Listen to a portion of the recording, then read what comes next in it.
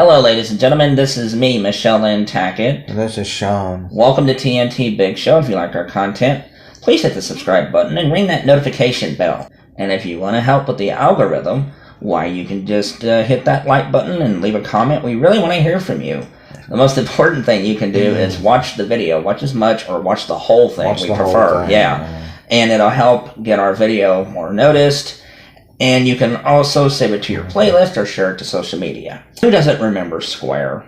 Square and Enix. Yeah. Two of the best third parties, especially during the Super Nintendo and Sega Genesis era. Games like Final Fantasy VI, Chrono Trigger, Secret of Mana, Illusion of Gaia, ActRaiser, and many more. No one thought that Square would ever tumble. They have. They have, especially their American division, which, first off, Square was hit with a lawsuit by Yuji Naka, who said that they kicked him off the project 6 months before the game finished because they wanted to get the game out. Yeah.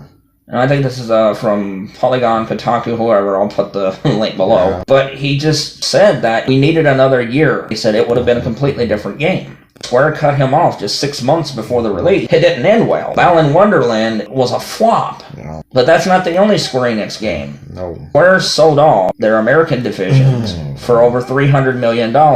And you're like, that seems to be low valued. It is, because there's Tomb Raider, Deus Ex, and all these other big franchises. But they weren't living up to expectations. Now, according to Gaming Bolt, Square Enix lost over $200 million on Avengers and Guardians of the Galaxy. And the sad part is, I heard Guardians of the Galaxy is actually a good game. Yeah, Avengers was terrible. Yeah, and it kind of put a bad taste in people's mouths. But Guardians of the Galaxy, I actually heard, was pretty good. Yeah, I actually like the Avengers license better. However, when it comes to a game, people are like, oh, well, this is a good game.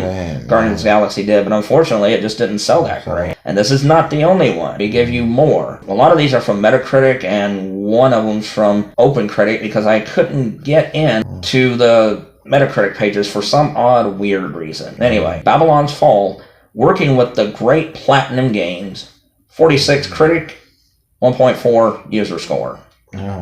Next up, Stranger of Paradise, Final Fantasy Origin, 72 critic, 6.2 fans, and it flopped in the sales. Outriders, 73 critic, 5.9 fans. Balan Wonderland, 44 Metacritic, 6.2 user score. Wow. And listen to some of these, especially for Chrono Cross, which got a 75 from the critics, but a 3.5 from the fans. Listen to this. This is not people review bombing. Frame rate is such a shame. Bad port of a great game. Better played on an emulator for free. Another person, cash grab, 10 to 20 frames per second on PS5 for a port, not even a remaster, of a PS1 game is a joke. Don't buy this lousy product. Another person, the frame rate kills it. What a lazy port of a wonderful game. Don't buy until they patch it. And finally, well, a quote-unquote remaster that is actually running way worse on the original PS1 version. Square's even screwing up some of their franchises like Chrono Cross and stuff. Here is Avengers, a 68 on OpenCritic, a 40 critic recommendation. What games have done well for Square? Dragon Quest XI S on the Nintendo Switch, a 91 by critics, and 8.6 by fans. Triangle Strategy, 83 and an 8.2. Octopath Traveler, an 83 and an 8.5. As long as Square stays right in the old wheelhouse, they're fine. They're still one of the best out there. I think Triangle Strategy is one of the most underrated games. That game's incredible. People are like, what has went wrong? For the Nintendo haters out there, you're going to hate Nintendo more after this. Two companies basically sucked Square Enix dry of 99% of the original developers of Final Fantasy, Chrono Trigger, Secret of Mana, Illusion of Gaia, all those franchises. Monolith Soft and Intelligent Systems works with Nintendo,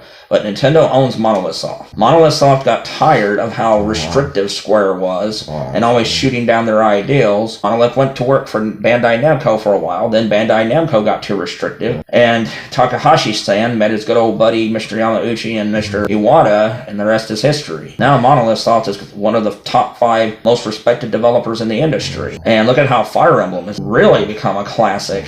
Well, you have a lot of the people from Final Fantasy now making Games and Intelligent Systems. 99% of developers of that classic franchise are gone. And as we all know what happened, isn't it funny? Square worked with Nintendo. They were grade A+. When Rare worked with Nintendo, grade A+. When Silicon Knights worked with Nintendo, grade A+. When Factor 5 worked with Nintendo, as soon as they leave, they go downhill. Amazing how that works. And then Monolith Soft and them, when they left, they were with Square, talking about when they finally got fed up and left, they came back to Nintendo. So no, they're not with Square no more. They're not. No. So when they left, they just went downhill. The great talent went with them.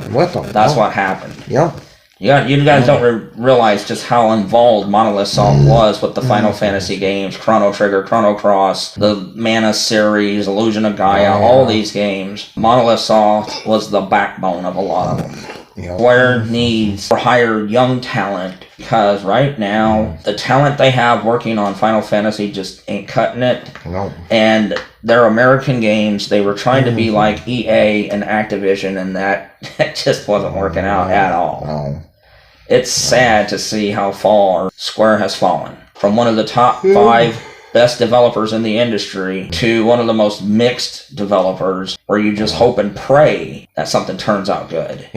Oh yeah, Bravely Default 2, there was another good game that got an 80 by critics and an 80 by fans. But then again, these are more that little company they own, subdivisions that they own and stuff, not actual Square Enix. It's not the Dragon Quest team. That's why Dragon Quest 11 turned out so well. I know, but really, that team, they can't do other stuff. No. Let's not forget the BMX games. Those were terrible. And honestly, people say, why did they do this? I'm glad they sold off their Western, because let's just face it, I'm just going to say it. What about Tomb Raider and them? IDOS made the Tomb Raider games. IDOS did. I think they just took what IDOS did. They had Crystal Dynamics, though, where Enix did. But see, the thing was, the sales weren't there. I know they sold well. But Square was spending so much money on these games, and their expectations were so high, that when they didn't meet them, Square was like, holy crap, we lost so much money. But honestly, I'm glad they sold their American Western. Why, Sean? Let them do what they used to do. Japanese gaming. I know Sony hates the Japanese market. They just do. They hate it. And that's why they left it. But Square, you're not Sony. You're not a Western developer. You need to do what you used to do best. Stick with Japanese gaming. So I'm glad you sold your Western developer. It's just this love affair they seem to have with Sony. It's hurting them. The Final Fantasy VII remake was supposed to be this huge monster hit, and it wasn't. It wasn't. No. It didn't sell that great. Nope. Also, they had a bunch riding on the Avengers. Didn't sell. Triangle Strategy in 2 weeks sold 800,000 copies. And considering the low budget it had, it's probably already over 1 million. It'll end up with 2 million in sales. Square ranked in the profits on that one. And Octopath Traveler has done almost 3 million, with 85% of its sales coming on the Switch. And Dragon Quest XI's was a big hit. So I think Square needs to just go back to smaller budgets, more focused titles. There's a big audience for JRPGs in this country. Xenoblade has proven that. Fire Emblem has proven that. But you know what Michelle just said? She named were mostly sold on the Switch. You know, Nintendo. The #1 system in the world right now. It it just seems like Sony fans aren't buying as many JRPGs as they used to. No. Persona 5 sold well, but once again, you have to remember, a lot of its copies were sold at $10 to $15. Yeah. And the packaging costs more than that. People are like, no, don't. Yeah, it does. Yeah. Atlas was selling at a loss. Shin Megami Tensei is over 1 million copies already, Shin Megami Tensei 5. And Atlas said that they're actually making money on that game. And gee, once again, Nintendo. Yeah, I'm sorry, Square Enix, but look at Capcom. If you have to focus mostly on PC and Nintendo to make big profits, then so be it. Yeah, exactly. You guys have trusted Sony for way too long, and it's really coming back to biting you in the rear end. Yeah, like I said, they're faltering. Sony is finally faltering. It's what happens when you put a television guide in charge of the video game department. Also arrogance. Arrogance, yeah. And the media has let them get away with it. Yep. And it's finally caught up to Sony. Yep. Oh, and real quick, I just want to say, one of the few people, the very few people, who actually is honest, Player Essence, you may want to rethink your saying that Square is better than Capcom. Yeah, no. Really? No, not right now. Hey, man, you're great, and we like you, yeah. But come on. Yeah, Capcom right now is the Nintendo of third-party companies. Yeah. When I get a Capcom game, I know it's going to be gold. And I love that about them. And I want that to be the same with Square. Yeah. I mean, I know the games that they have from that small team. For the Switch, Bravely Default 2, Triangle Strategy, and Octopath, you're getting a classic. You're getting a great old school JRPG. And that's what Square Enix is good at. Yes. Remember that, Square. Yeah. Don't try to be EA and Activision. Be Square. Exactly. This is Michelle Lynn Tackett. And this is Shawn. Have a good one. Thank you all for enjoying the video, and thanks to our Patreons for supporting us. You guys help make this video possible. And you can also join our Patreon if you want for as little as $1 a month. You can get things like Jack's Joke of the Week, which will be up later today. You can also join our Reddit, which is TNT Games. And you can also join our Discord, which is TNT Big Show -3665. And that's not all. We have an Instagram, we have TikTok, and we have a WordPress blog. Thank you all for supporting us so much, and have a wonderful day.